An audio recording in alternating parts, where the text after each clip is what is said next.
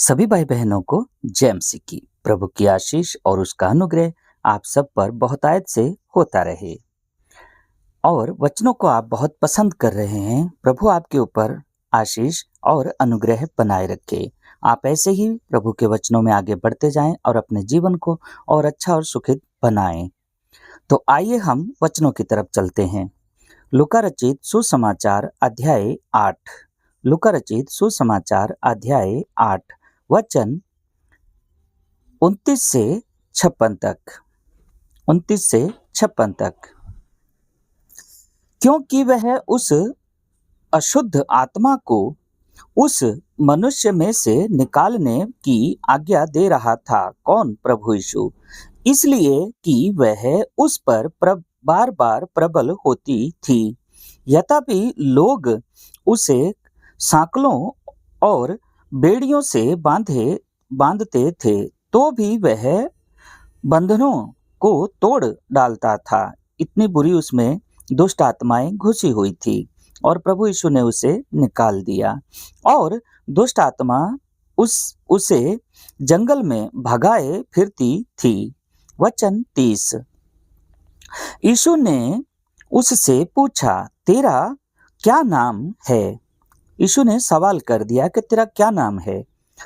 उसने कहा, जो उसमें दुष्ट आत्मा थी, उसने कहा, सेना, जाने कि हम बहुत से हैं, हमारा बहुत बड़ा ग्रुप है, क्योंकि बहुत दुष्ट आत्माएं उसमें बैठ गई थी। वचन 31। उन्होंने यीशु से विनती की कि हमें अथाह कुंड में जाने की आज्ञा ना दे, जाने के अनंत काल के जो आग है उसमें मत भेज हमें, उस कुंड में मत भेज, अनंत काल के कुंड में मत भेज हमें। तो उससे विनती कर रहे हैं। किससे? प्रभु यीशु से। वचन 32। वहां पहाड़ पर सूअरों का एक बड़ा झुंड चर रहा था, इसलिए उन्होंने उससे दुष्टात्माओं ने यीशु से विनती की कि हमें उनमें बैठने दे, सूअरों के अंदर भेज दे हमें। यीशु ने उन्हें जाने दिया। वचन 33। तब दुष्ट आत्माएं उस मनुष्य में से निकलकर सूअरों में गई और वह झुंड कंडाहे यानी किनारे पर से झपटकर झील में जा गिरा और डूब मरा।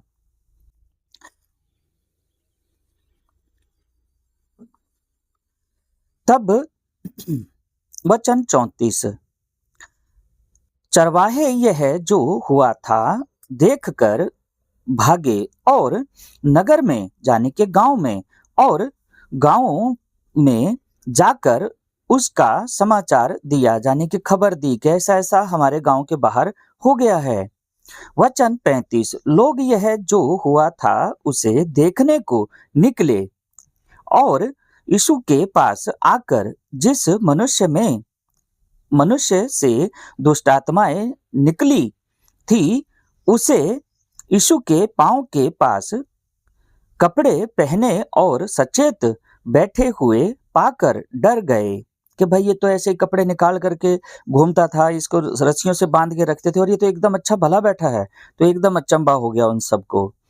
वचन 36। और देखने वालों ने उनको बताया कि वह दुष्ट आत्मा का सताया हुआ मनुष्य किस प्रकार अच्छा हुआ। वचन 37। तब गेरसोनियों के आसपास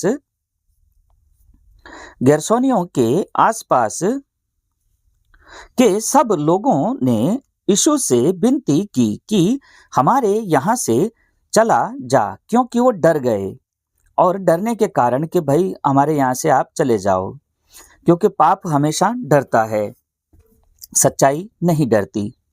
क्योंकि उन पर बड़ा भय छा गया था। अंत वह नाव पर चढ़कर लौट गया। कौन? प्रभु यीशु। वचन 38। जिस मनुष्य में से दुष्टात्माएं निकाली थी वह उससे यीशु से विनती करने लगा कि मुझे अपने साथ रहने दे, परंतु यीशु ने उसे विदा करके कहा। वचन 39। अपने घर को लौट जा और लोगों से बता कि परमेश्वर ने तेरे लिए कैसे बड़े बड़े काम किए हैं। वह जाकर सारे नगर में प्रचार करने लगा कि यीशु ने मेरे लिए कैसे बड़े बड़े काम किए। वचन 40।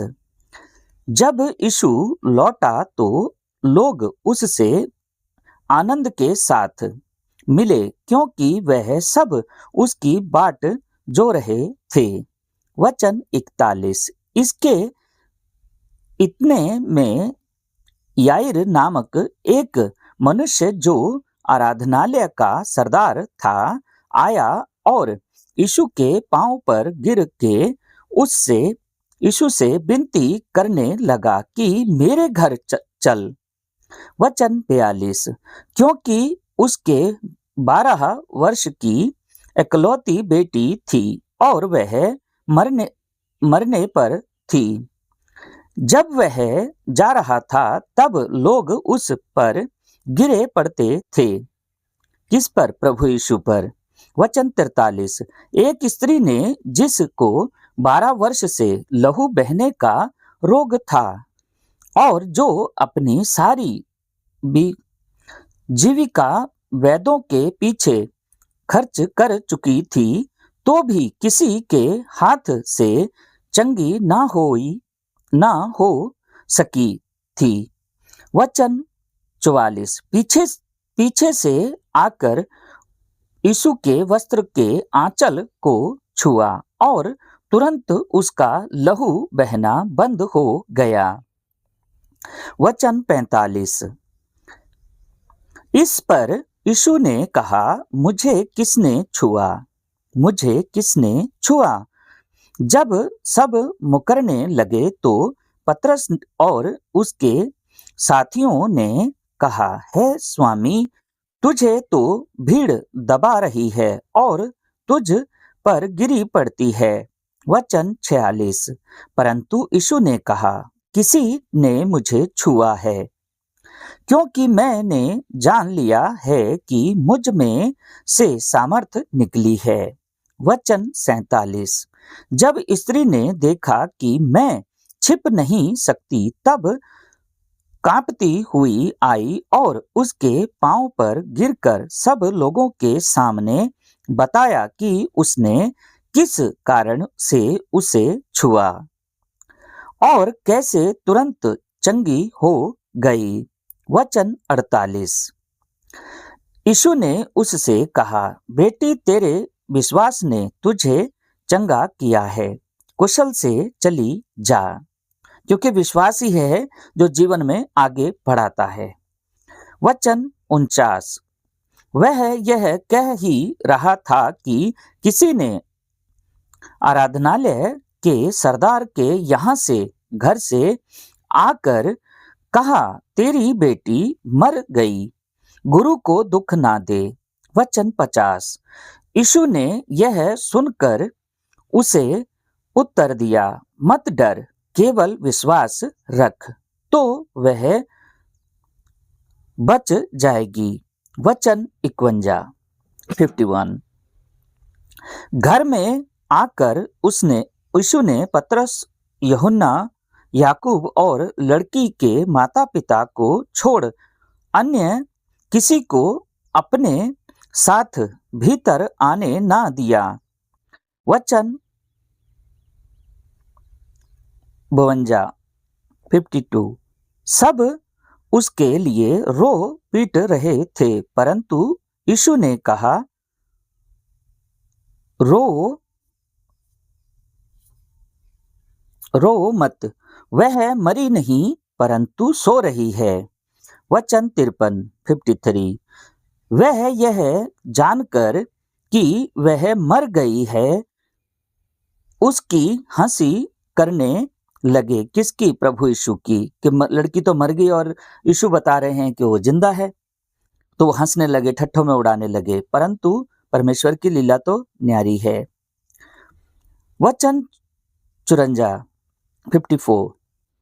परंतु यीशु ने उसका हाथ पकड़ा और पुकार कर कहा, है लड़की, उठ।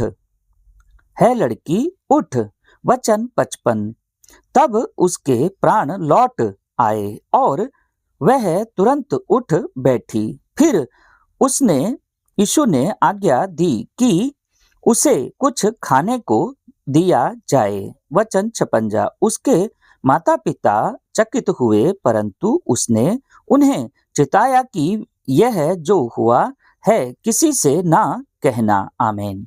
तो मेरे भाई मेरी बहन, ऐसे ही वचनों में आगे बढ़ते जाएं। वचनों को सुनने के लिए और वचनों में बने रहने के लिए आप सबका धन्यवाद। क्योंकि प्रभु कहते हैं कि जो वचनों में रहता है वो आगे जाएगा, वो अपने जीवन को और अच्छा करेगा।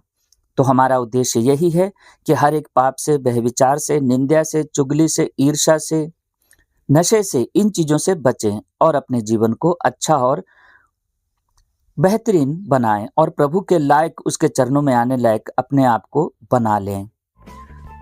तो आज के लिए वचनों में इतना ही। आप सबका वचनों और दुआओं में बने रहने के लिए धन्यवाद।